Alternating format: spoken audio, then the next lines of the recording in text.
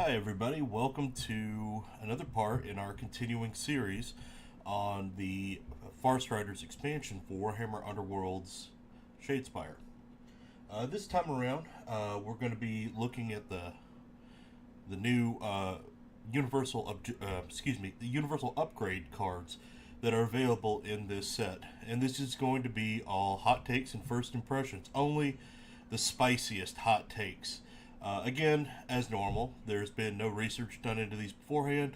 These are just my initial ideas upon seeing these new cards, and hopefully trying to predict how they're going to affect your meta going forwards. Now, whenever we do these, the universal parts are always the most exciting because they will show you the largest changes to every deck in the game. Again, this time we're doing the universal upgrades for the Farstriders expansion.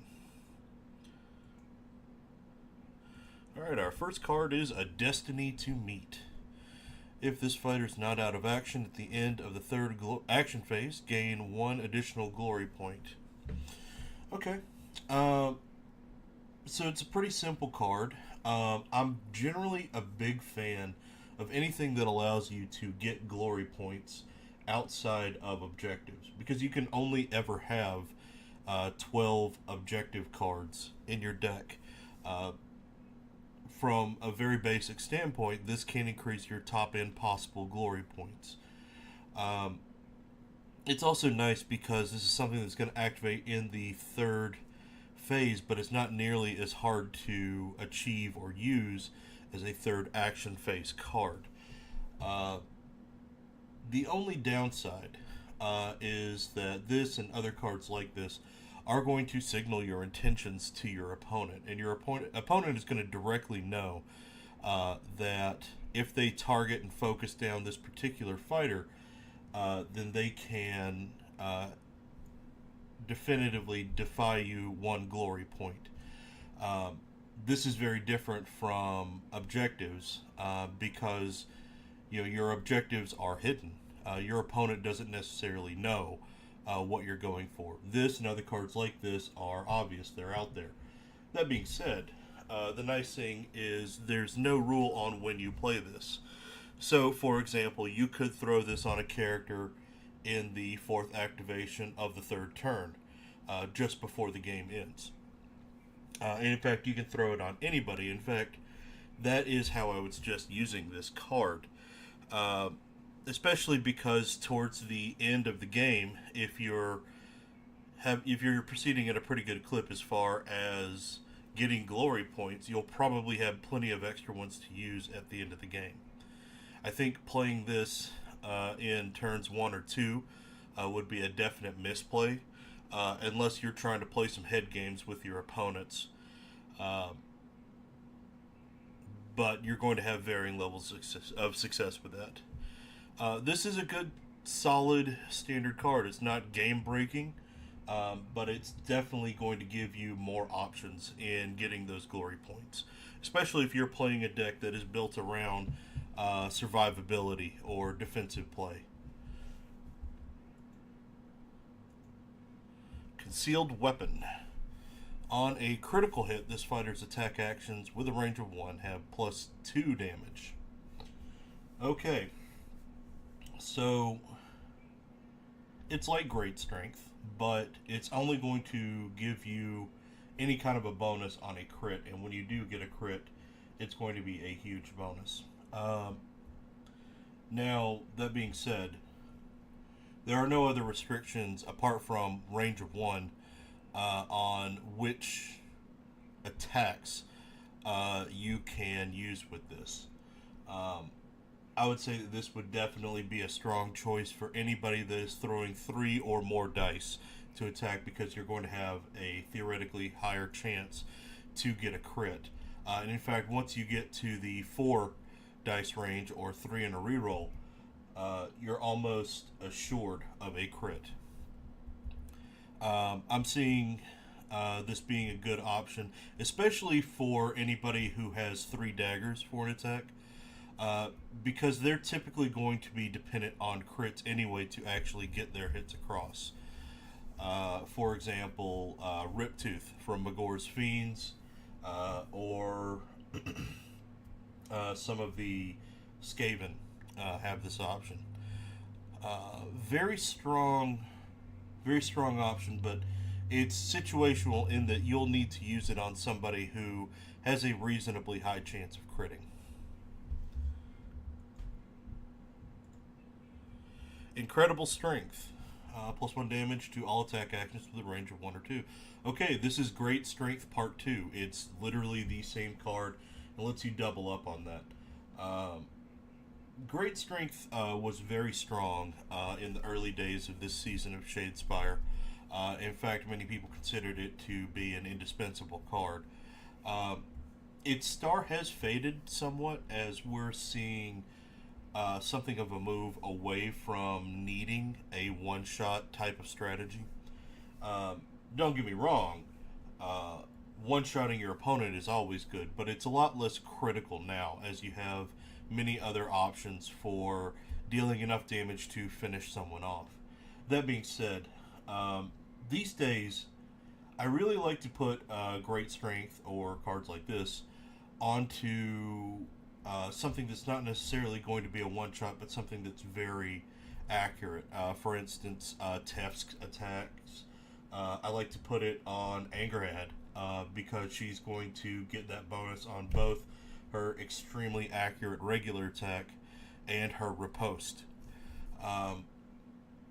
It's not all about one-shotting your opponent, and as we see more fighters in the meta that are that have fewer than 4 health, or we see more cards ploys that allow you to do extra little bits of damage.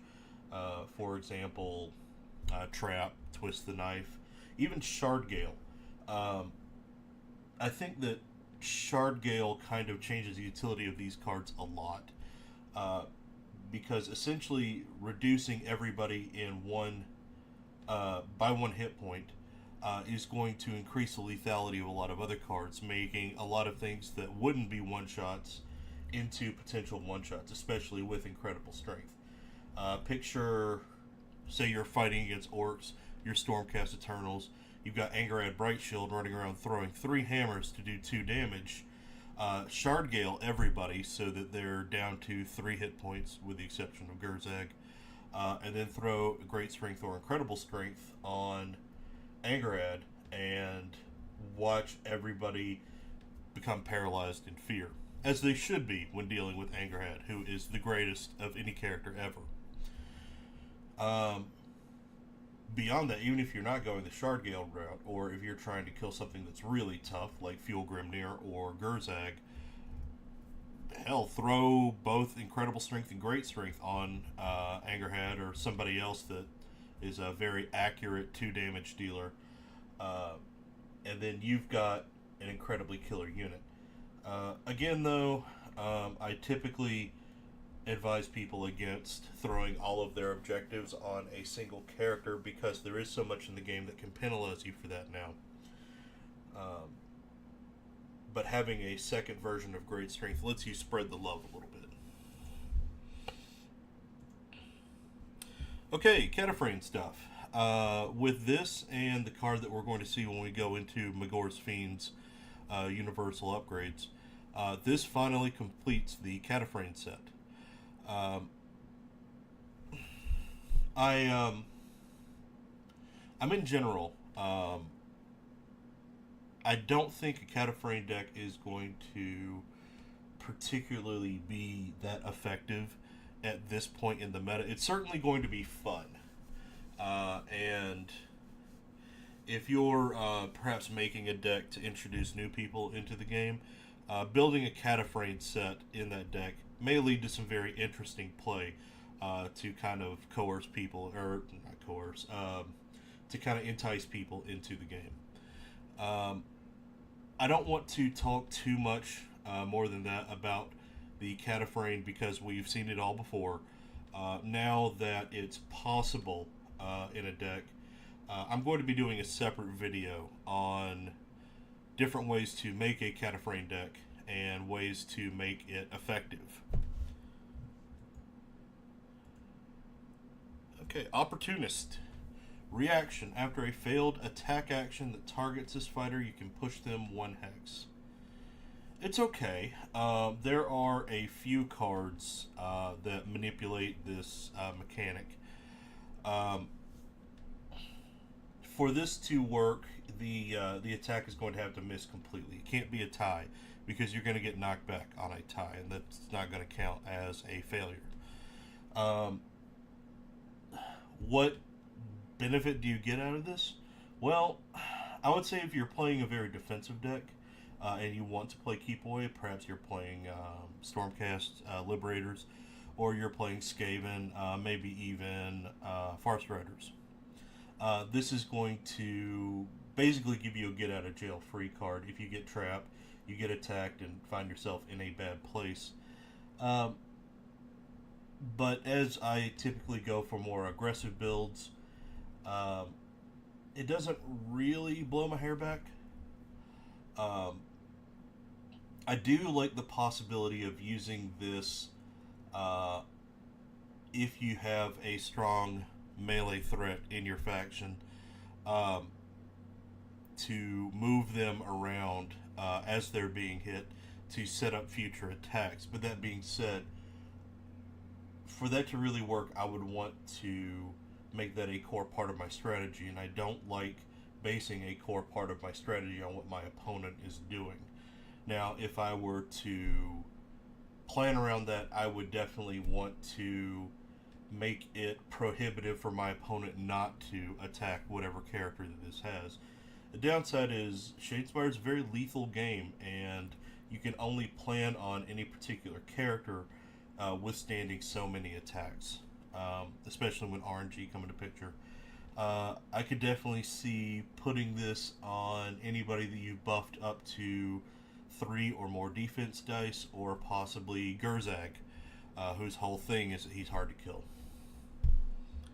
It's okay. I give it a 4 or 5 out of 10. Regeneration. At the beginning of each action phase, remove up to 1 wound token from this fighter. You know, I think this is a trap, honestly.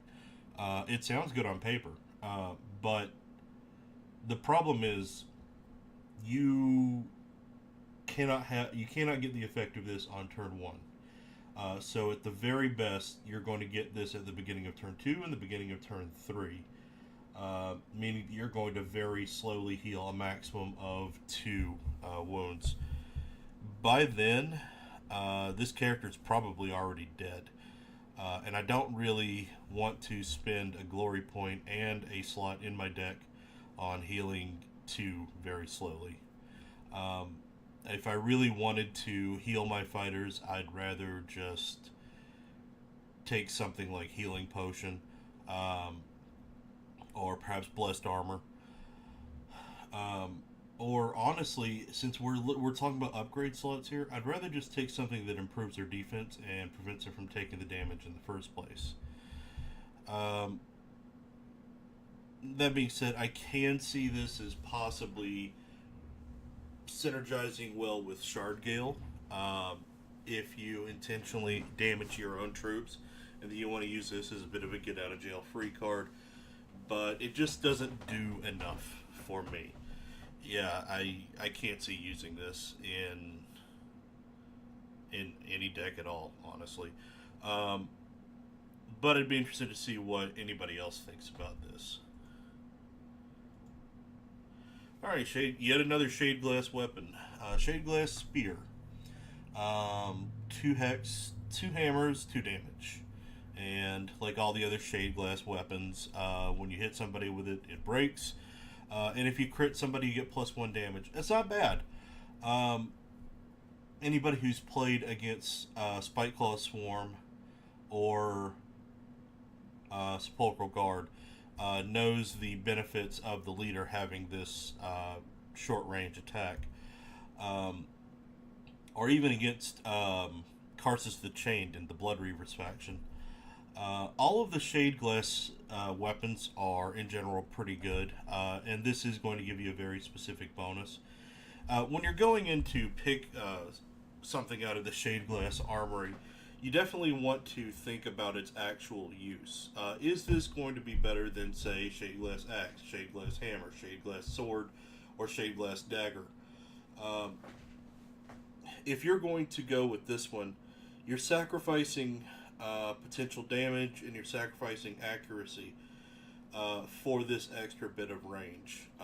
Do you have to decide? Do you have a particular fighter that you plan on keeping at arm's reach? Um, it would be. I could see this being strong for a number of factions.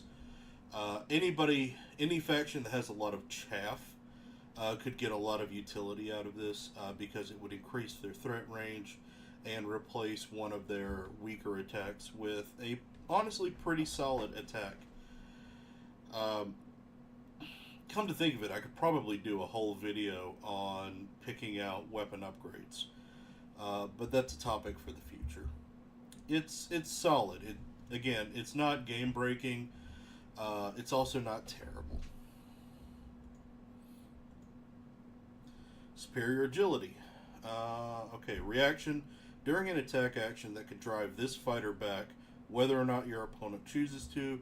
You can instead push them one hex. So this is very similar to the card we saw earlier, except this is going to be if you are successfully hit or you tie. That's a little bit too specific for me. I can see this being very tricky to use. It essentially has all the problems of the other card that I mentioned just a few cards ago that does this same thing but for misses. The upside and downside being this functions when the attack is quote-unquote successful, whether you actually take damage or you're just pushed back. Keep in mind, like other cards that do a similar effect, if you don't choose to push one hex and you have to go at least one, then your opponent is going to have the option to drive you back. So this is not going to be a functional way to stick to an objective. It would be quite an investment of resource and probably inefficient use of resource to combine these two cards so that no matter what, when somebody gets hit, they're going to shift somewhere. For that to really be effective, I think it would have to be a core part of your strategy.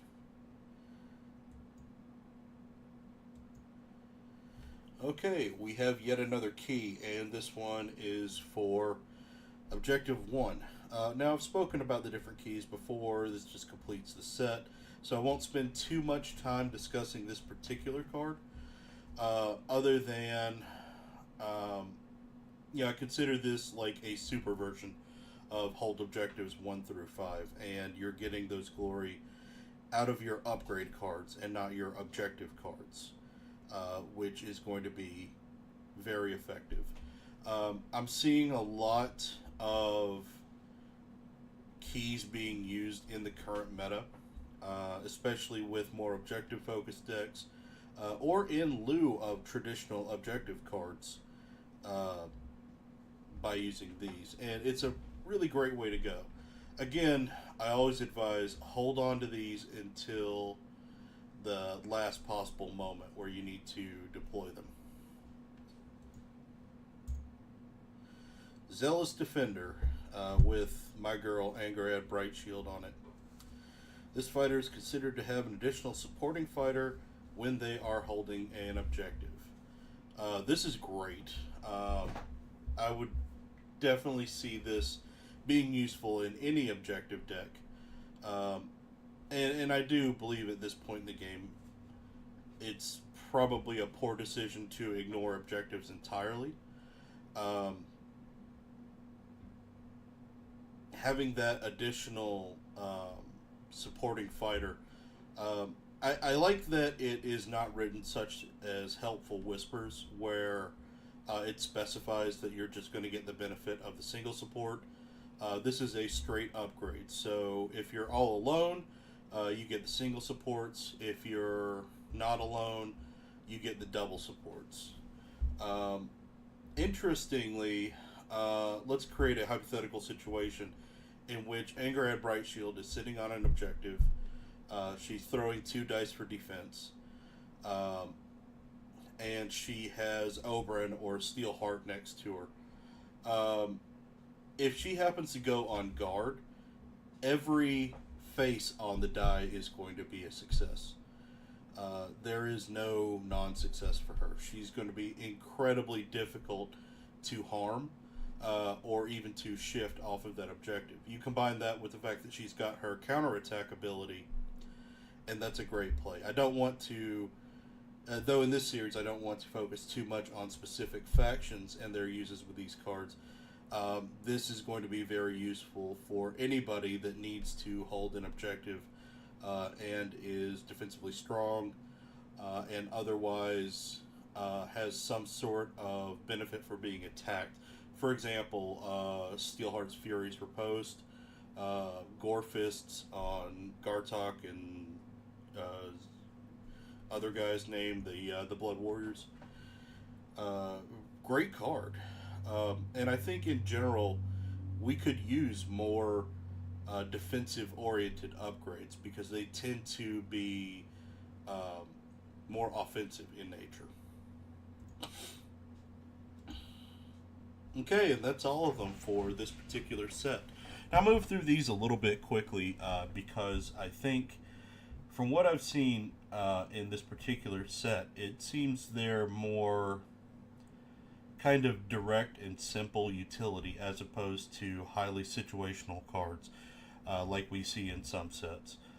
These are pretty much, they do what they say on the tin, which means that we're going to see a lot of these particular cards showing up in a lot of different decks as not quite, I don't think the word is quite filler, but staples, I should say.